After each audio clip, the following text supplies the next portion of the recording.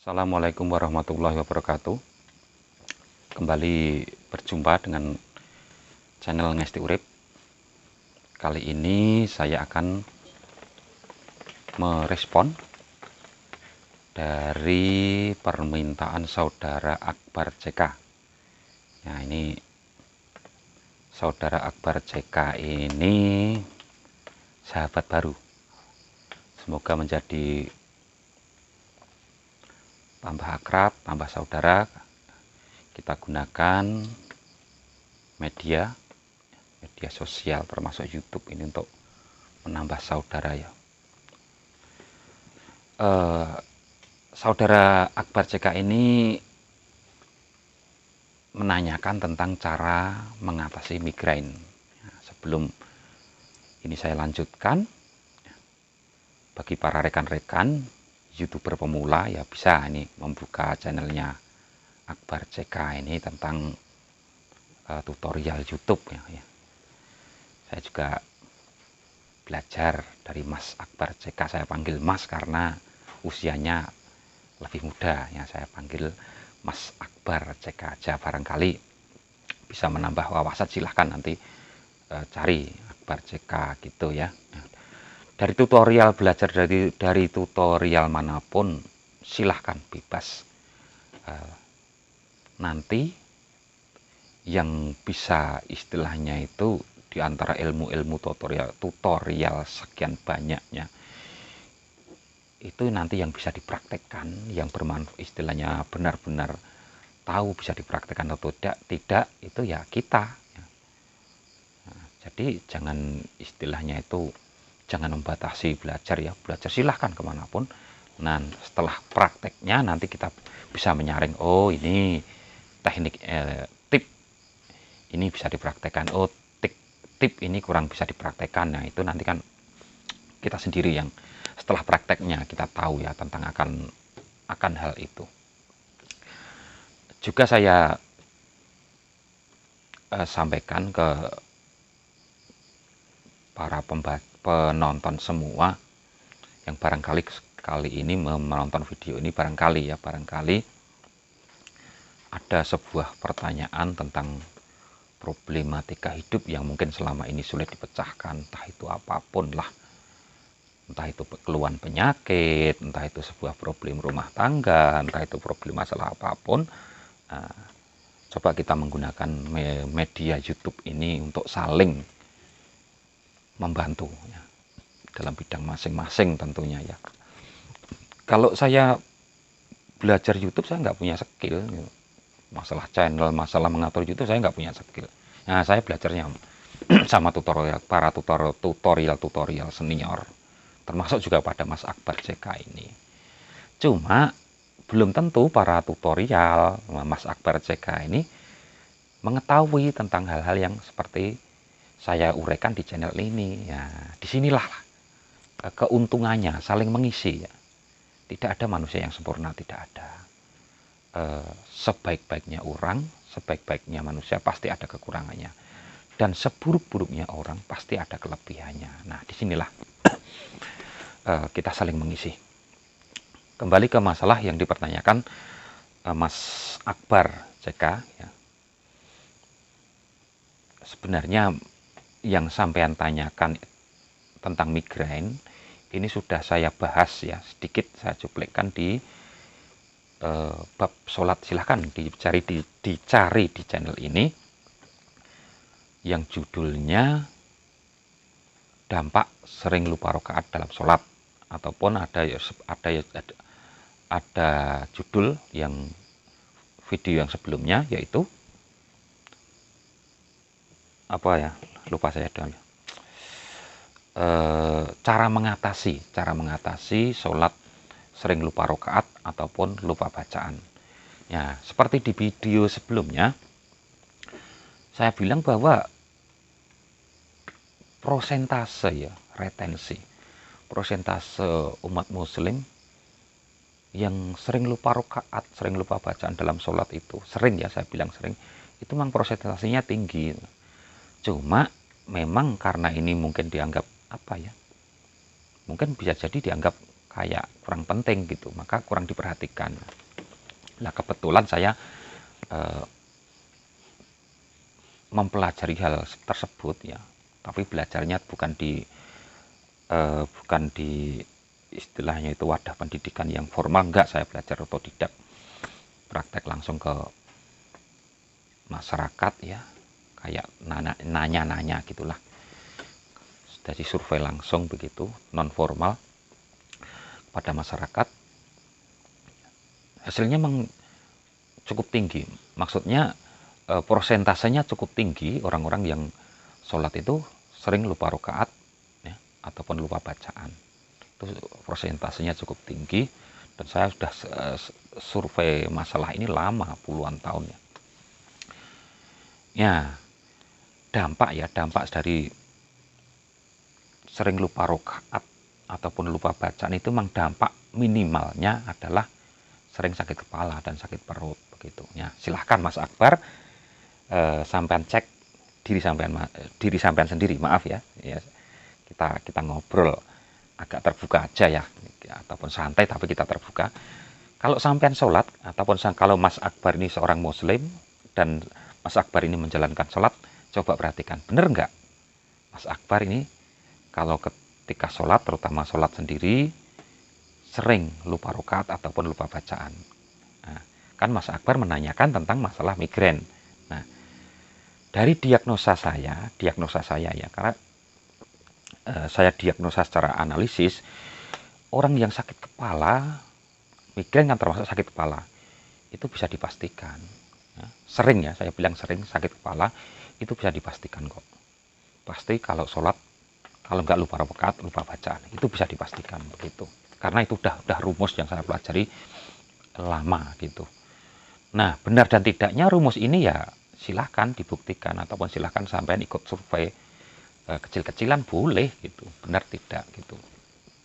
Nah, dan dari analisa kasus, selain Mas Akbar ini sering lupa, walaupun beliaunya tidak mengatakan di komentar sering lupa rakaat ataupun lupa bacaan di dalam sholat, tapi ini bisa didiagnosa ataupun dianalisis kasusnya. Ini juga ada keluhan di pundak bagian belakang, bukan keluhan sebenarnya, tapi kayak rasa berat, kecapean gitu, sering, tapi kapasitasnya sering di pundak bagian belakang. Itu secara analisis saya, nanti benar dan tidaknya Mas Akbar silahkan cross check analisis ini benar atau tidak gitu. Selain itu, Mas Akbar ini juga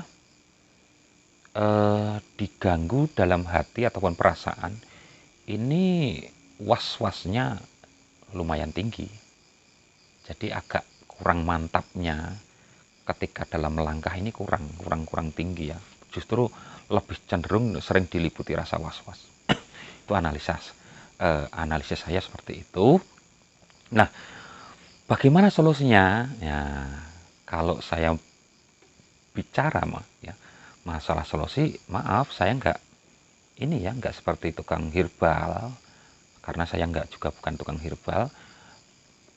Juga solusi bukan solusi secara dipijit saraf juga enggak begitu, tapi biasanya saya memberikan solusi-solusi seperti ini kepada orang-orang yang bertanya kepada saya dengan solusi jalan rohaniyah.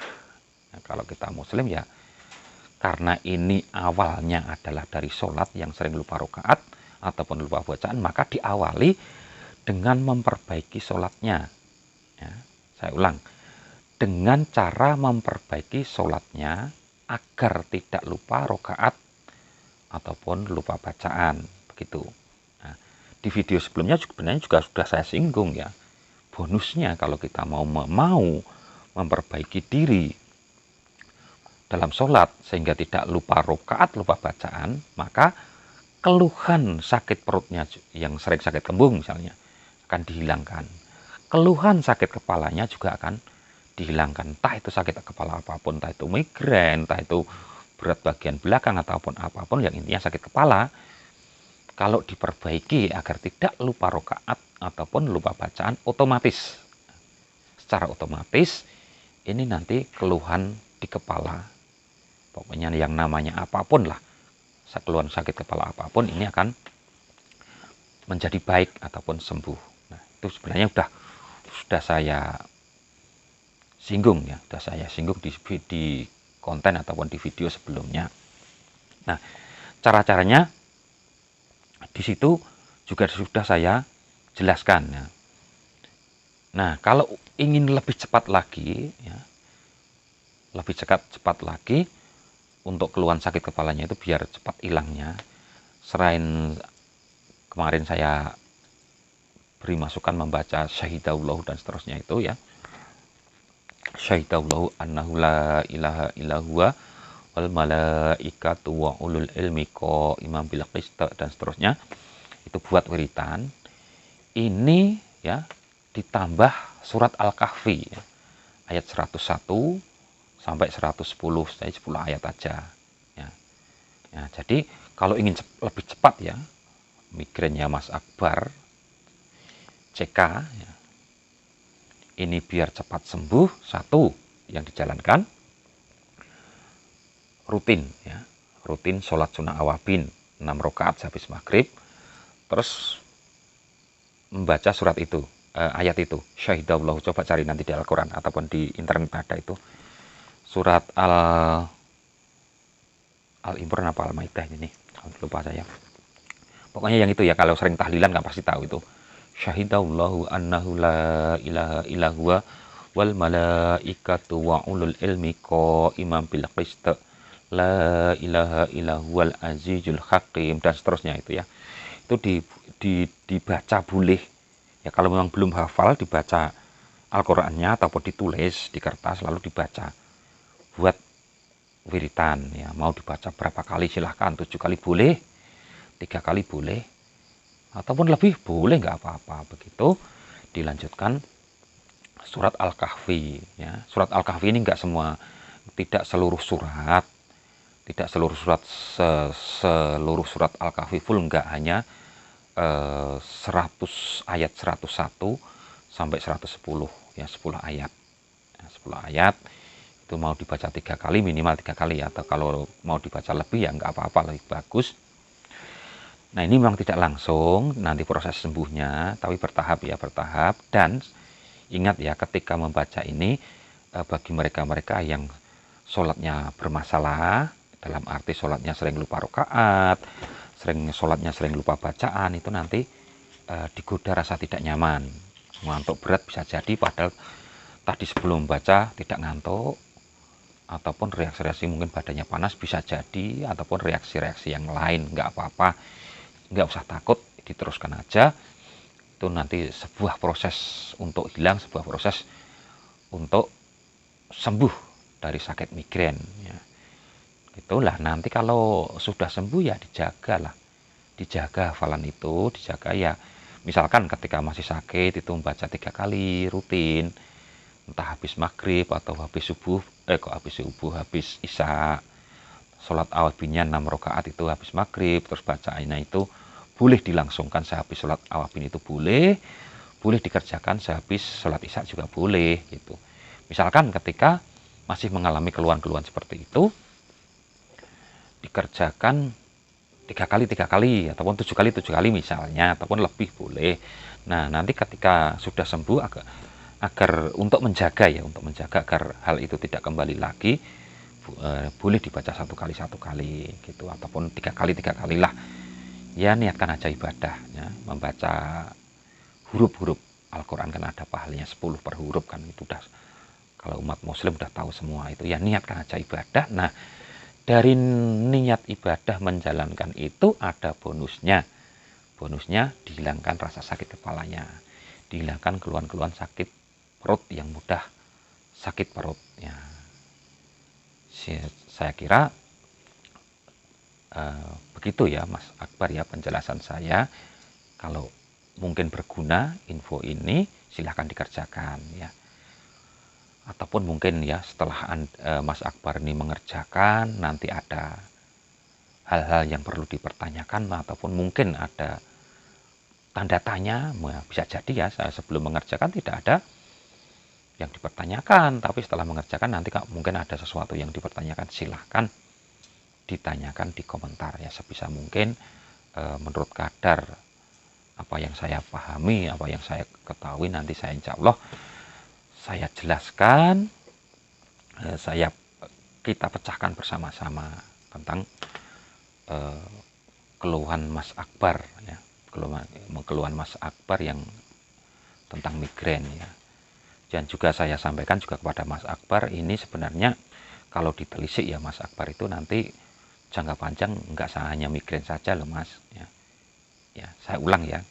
Kalau hal itu dibiarkan ya, bukannya saya nakut-nakutin Mas Akbar ataupun istilahnya itu apa ya, mendoakan jelek juga tidak, tapi kalau berkelanjutan keluhan sakit kepala, migrain ataupun sering sakit perut, sholat sering lupa rokaat ataupun lupa bacaan, ini kalau nggak segera diselesaikan, nggak segera diatasi, itu nanti berdampak yang kurang baik dalam kehidupan ya. Cuma dampaknya antara satu orang dan orang lain itu beda-beda, nggak bisa dirinci gitu ya, nggak sama lah, cuma memang ada kaitannya dengan problem kehidupan lah, entah itu rasanya rezeki kurang berkah bisa jadi ya, misalkan rezeki kurang berkah itu perasaan hasilnya cukup, misalkan gaji pendapatan bulanan cukup, tapi kenapa entah kayak kabur semua, bisa jadi ke masalah, maaf, problem rumah tangga, kayak rumah tangganya kayak nggak harmonis, bisa jadi, ataupun ke hal-hal yang lain lah.